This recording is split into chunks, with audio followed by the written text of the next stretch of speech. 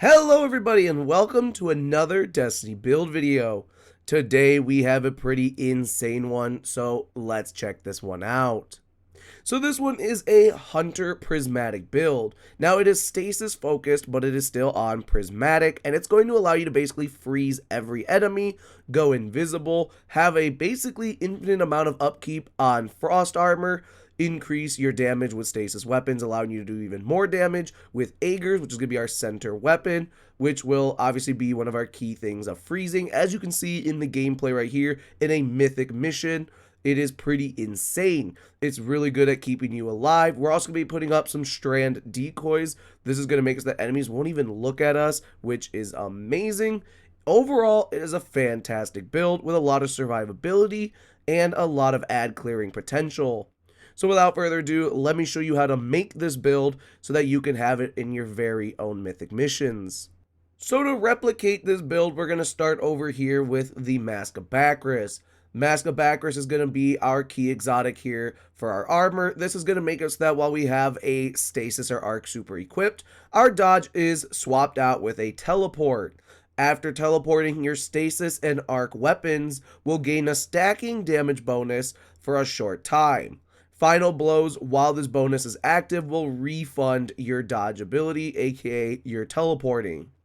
So that is going to be a pretty essential part, especially that we get a good chunk of bonus to stasis and arc weapon damage, and that's going to lead us to our main next thing, which is our exotic weapon. Aegir Scepter is going to be our key exotic of choice for weapons. This is going to make it so that final blows with this weapon will generate a slowing burst around the defeated target. And that's also going to make it so that stasis final blows will transfer ammo to this weapon's magazine from reserves. This is just a nice little benefit with the gun here, but this is going to make it so that all of our final blows will slow and potentially freeze all nearby enemies, which is going to be very, very nice for this build. Now the catalyst is not required, but it is very nice to have. Basically turning Aegir Scepter into your super. So when you have your super, you can long press your super, or I guess I should say your second action button for your gun, and that's going to allow you to convert this into a massive super Aegir Scepter, which is going to give it a bunch of bonus damage and the ability to slow and freeze targets literally on hits until the magazine or super energy runs out or the weapon is stowed. So this is going to allow Aegir Scepter to literally just freeze on hits, and it's going to act as your super, which is really, really fun for the build and also very good for the build. Now for your stats, we're going to go through these just really quickly. You're going to want about a 90 to 100 class, and weapons is also a pretty good one to have, I will admit, but you don't need to have this one as high as I do to make this build just as good. Instead, you're going to probably want to have your melee and grenade up, which is going to be probably around 70. I would try to get it at, but if you can't, even a 47 grenade, I was doing just fine. So it isn't the most essential thing. It doesn't have to be a 100. It can literally just be like this, a 70 in one and a 40 in the other, and it's perfectly fine. For your super, you're going to want to try and have this up a little higher if you can, because obviously your super is going to affect your Aegir Scepter thanks to the catalyst, and that's really nice. Your least important stat is probably going to be health. Since the Edge of Fate released, health has probably been like the most useless stat of all of them since the rework, and I just don't see the benefit in it because we don't really need the health from orbs, which obviously is pretty much the only thing essential in health for PvE. So I would just say leave this at around like a 50 or lower. Even if you can only have it at a 10 or 20, honestly, that's perfectly fine because it's not going to be too much of a difference. So that would be about the stats that I would say is literally just about what I have. Obviously, weapons can be a little lower if you want to bring up another one of these melee or grenades up. But other than that, this would be around the level that I would tell you to have. Now we're going to go to our subclass here, which is going to be Prismatic with a primary in stasis.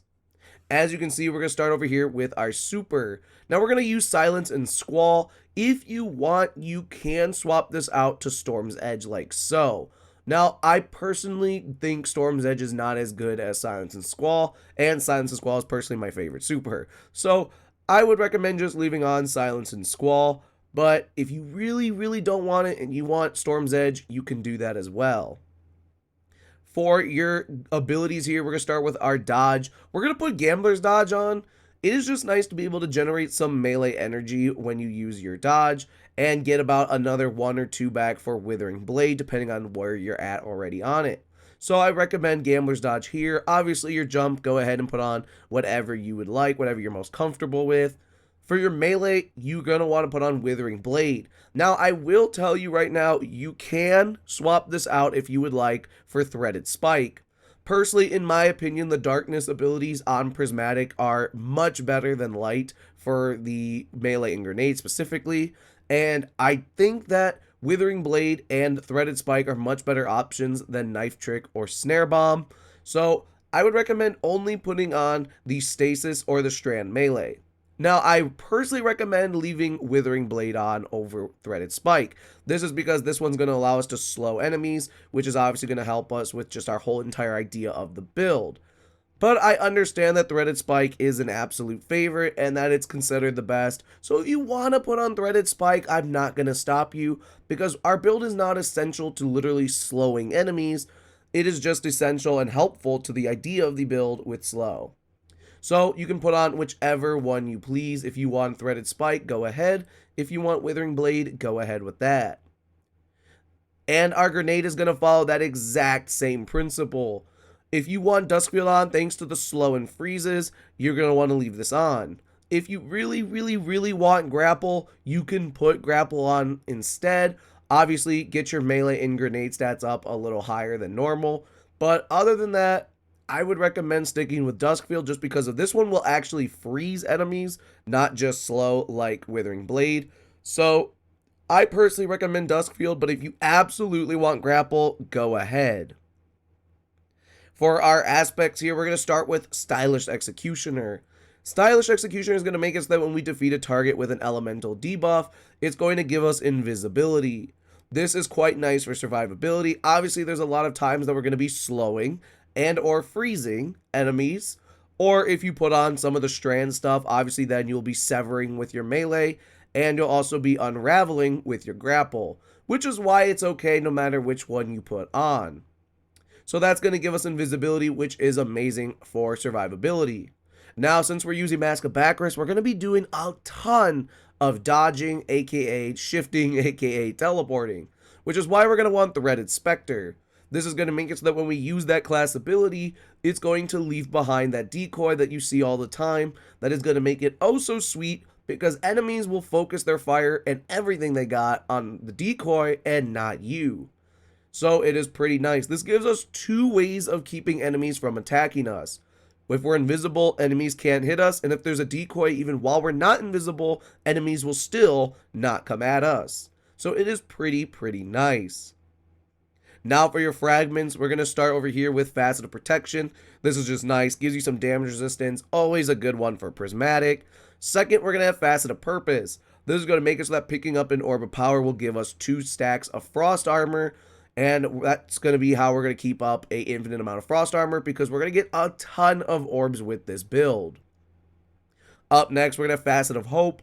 This is just a nice way that should we end the Light Shift with Mask of Bakris without our dodge returned, we're going to need to get our dodge back a little quicker. And this is just a nice way of getting a 40 to 60% buff on our regen time for our dodge, which is obviously going to be our Bakris. And we're going to get invisibility, obviously, through Stylish Executioner, through our abilities, because they slow or sever or whatever, depending on which one you have on. So it's just a nice little thing to have and help get the build back to its prime. After that, we're going to go with Facet of Dawn.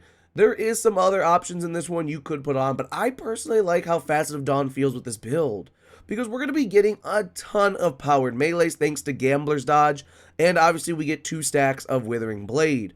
And this is going to make us that when we get a hit, we're going to get Radiant for a good little chunk of time, which is going to buff our Aegir Scepter damage. It's really nice to have.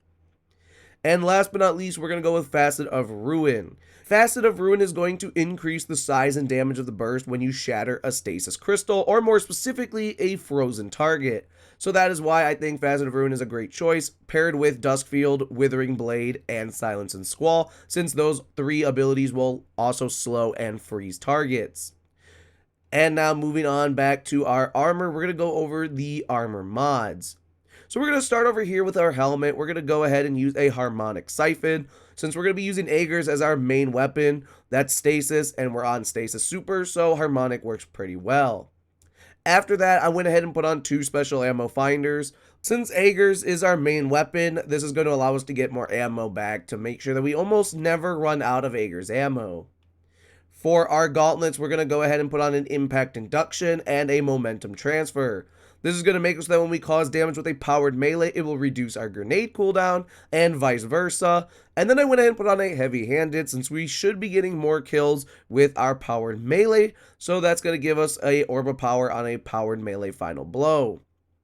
For the chest piece, go ahead and put on any resistance mods that benefit from the activity you're doing. Obviously, if you're doing an activity that has more solar damage coming at you, you can put maybe 2 of those on. And if there's a little bit of void, put that on. And whatever it is, so that's all you gotta do with those.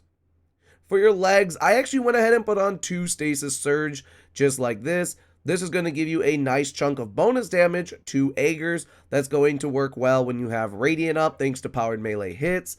And obviously, you'll have Light Shift from Mask of Bakris, just all giving you a nice little chunk of help with Aegers damage. And I also went with a Harmonic Scavenger, so that when we pick up special ammo, we're going to get a little more back to Aegir Scepter. For the class item, I actually went ahead and put on 3 Reapers. This is how we're going to be keeping up Frost Armor infinitely. Because with 3 Reaper mods on, your cooldown is set to 1 second. So getting a kill after dodging, or using your Mask of Bakris shift, is going to allow you to, on your next weapon kill, obviously get an orb. But with a 1 second cooldown, and with basically an infinite amount of teleports being refunded through Light Shift, it's going to allow us that every time we go ahead and do that shift, every kill will give us that orb.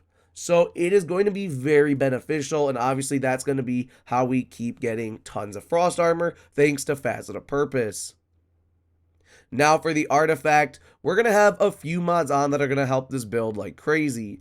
Now, we're going to start with probably one of the best ones here, which is going to be Frigid Glare. Frigid Glare is going to make us that when Frost Armor is active, precision final blows with stasis weapons will cause combatants to release a freezing burst. Now, I know it's not the easiest thing in the world to get precision final blows with the trace rifle, but it does work, and it is pretty nice because it will just freeze a ton of enemies for you with a final blow for the precision damage. It's just really nice. Another great one is going to be Shield Crush. This is going to make it so that when you have Frost Armor, your melee will recharge faster and deal more damage. That's just a very nice option to have. Another great artifact perk is going to be Fever and Chill. This is going to make it so that rapid precision hits with stasis weapons will give you Frost Armor. Obviously, if you're hitting that crit spot with Aegers, might as well get some more stacks of Frost Armor, reset the timer, etc. So that's a very, very nice one to have. Frost Renewal is also a god tier one to have with this. While you have Frost Armor, which obviously you should, taking critical damage will release a burst that freezes all nearby combatants and will grant you Frost Armor. This is going to be a fantastic one to have with this build. Pairing that with Frost is also very nice. Not a very essential one, but it still will do its job. While Frost Armor is active, stasis weapons will gain increased reload speed and stability. Obviously, reloading Aegers a little quicker is going to be pretty nice, should you have to. That way you can get back to the action and firing. So that is a very nice one to have. Another optional layout here for your artifact is going to be focusing on Elemental Coalescence. This is going to make it so that defeating targets will have a chance to create an elemental pickup matching your equipped super. If you're running Silence and Squall, this should be stasis shards. Pairing that with refresh threads is going to make it so when we pick up those stasis shards, it will give us energy to our least charged ability. That's really, really nice. And then we're going to pair that also with elemental overdrive, which is going to make it so that picking up an elemental pickup, aka our stasis shards, are going to grant us increased damage to weapons of the same element. So that's going to be Aegers, obviously, for stasis shards. So this is also a optional way of doing your artifact, a layout like this. Obviously, you can swap these to whatever you'd like here in the first column, and then have it like this from there on. You can also swap out this one if you want for something like a scavenger discount. You don't really need rapid precision rifling because I don't think we're really going to be using scout rifles, so that's not really that needed. But other than that, this is also a great way to have your artifact. But with all of that being said, that is how you replicate this build, allowing you to slow and freeze everything and have invisibility, decoys up, infinite frost armor. It's pretty insane. I love this build. Obviously, as you can see, I used it in a mythic mission and it went crazy. It just obliterates ads like it's just insane. It really just clears rooms and is so useful. So I hope that it helps you and you have as much fun with it as I did in all your hard mythic difficulty content. And yeah. If you like this video and you want to see more build videos, why not hit the like button, subscribe, comment, share, all that good jazz, because it tells me you want to see more build videos, and it also lets you join the family so that way you can see more when they come out. With all of that, though, I do hope you have a wonderful rest of your day. Go free some stuff, finish some heavy metal, all of that, and yeah. So as always, I will see you around the tower.